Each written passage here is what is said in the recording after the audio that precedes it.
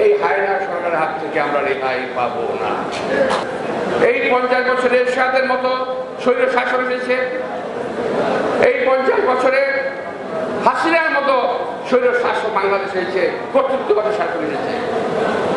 এই বাংলাদেশে এই 50 বছরে বহু ঘটনায় ঘটে গেছে, সেই ঘটনাগুলো আমাদের মনে রাখতে হবে। আরো বহু ঘটনা সামনে ঘটবে। তবে প্রিয় ভাইয়েরা, একটা জিনিস মাথায় রাখতে হবে,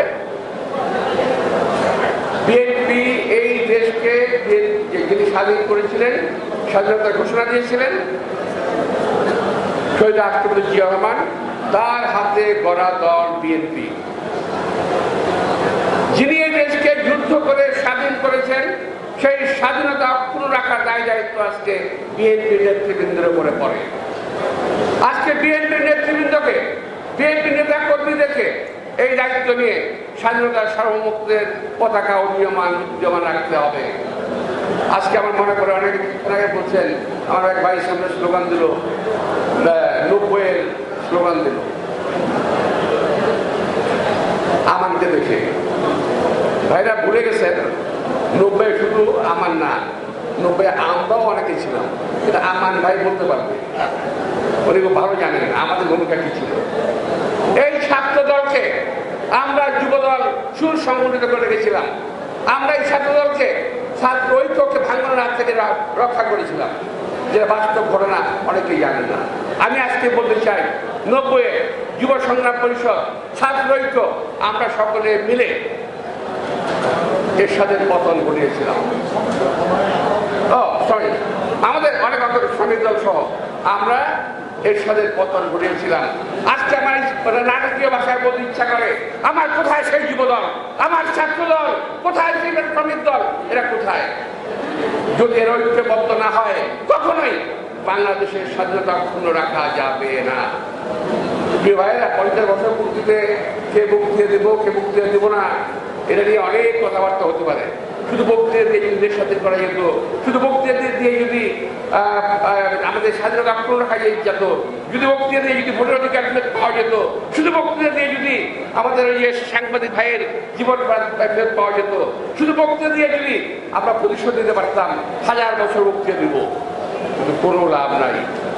আমাদের ওই ধারাবাহিকভাবে ওই যে পতাকা, ওই যে ইশতেহার, ওই যে জিয়া রহমানের ঘোষণা, ওই যে যুদ্ধ, ওই ধারাবাহিকতা যদি আমরা চালু না করি, এই হায়না সরকারের হাত থেকে আমরা রেহাই পাবো না। সুতরাং আমাদেরকে এই 50 বছর পূর্তিতে শিক্ষা নিতে হবে। শিক্ষা নিয়ে ইনশাআল্লাহ যদি আমরা এগিয়ে যাই, আমরা ইনশাআল্লাহ বিজয় লাভ করবো। আমার কিন্তু অনেক ভালো, ফলে ওনারা খুব ভালো করে বলতে পারেন বিষয়গুলো বুঝিয়ে। আমার স্মরণশক্তিটা খুবই কম, ভাঙা ভাঙা, মাঝে মাঝে কিছু মনে হয়, মাঝে মাঝে মনে থাকে না। তো আমার স্মরণ থেকে আমি বলতে চাই কিছু কথা। সেটা হলো যে আজকে যে আমাদের সুবর্ণ জয়ন্তী 50 বছর পূর্তি, এখানে আমরা যদি রেগুলার যে বক্তব্য আমরা রাখি, সেই বক্তব্যের জায়গা এটা নয়। এটা হলো ইতিহাসকে মনে করার একটা জায়গা। এটা হলো ঐতিহাসিক কথাগুলোকে স্মরণ রেখে আজকের জন্য নিজেকে প্রস্তুত করার একটা সময়।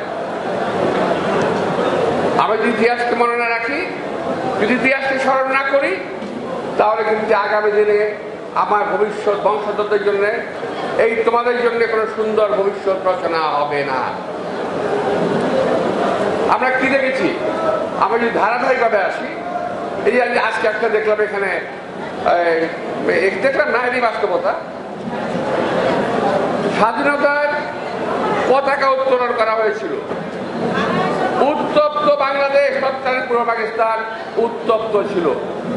কোন পরিস্থিতিতেই পাকিস্তানি পুলিশ, পাকিস্তানি মিলিটারিদেরকে বাংলাদেশের এই পূর্ব পাকিস্তানি জনগণ সহ্য করতে পারত না।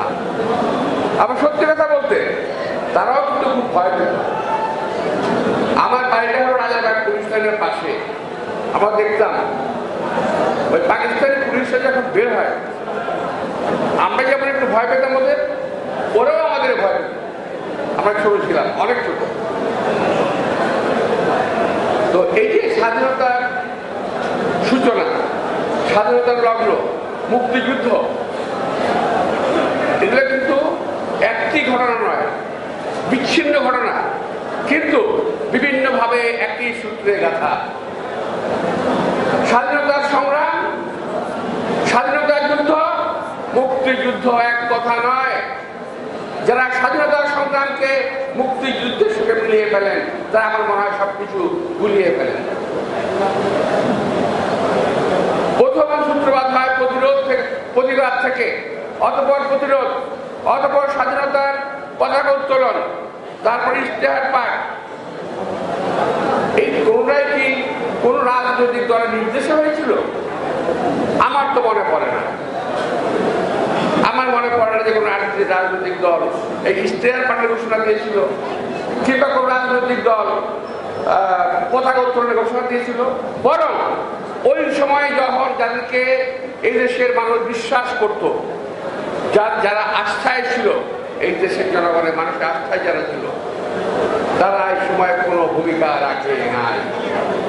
বাধ্য হয়ে ছাত্র সমাজ রাস্তায় নেমেছিল, বাধ্য হয়ে ছাত্র সমাজ পতাকা উত্তোলন করেছিল, বাধ্য হয়ে ছাত্র সমাজ এই ইশতেহার পাঠ করেছিল।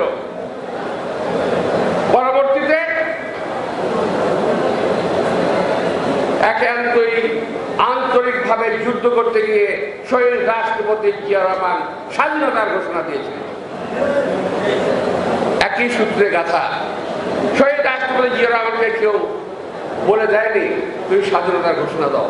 তিনি বুঝতে পেরেছেন সময়ের দাবি, তিনি বুঝতে পেরেছেন বাংলা পূর্ব পাকিস্তানের মানুষের দাবি স্বাধীন বাংলাদেশ চাই। কারণ আকারে ইঙ্গিতে এর আগে মাওলানা ভাসানী সহ বহু নেতাই স্বাধীনতার কথা বলে গেছেন। সুতরাং ওই কেউ কেউ বলেন কোন এক প্রেসিডেন্টের ঘোষণায় স্বাধীন হয় নাই।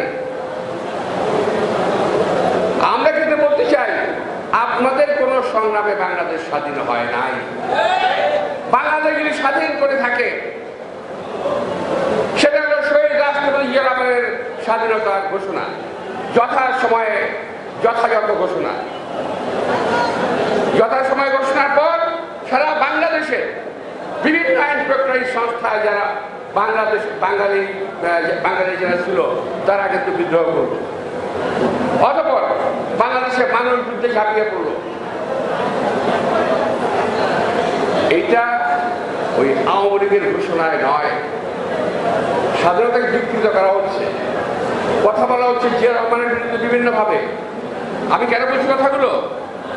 এই 50 বছরে বহু ঘটনা ঘটে গেছে।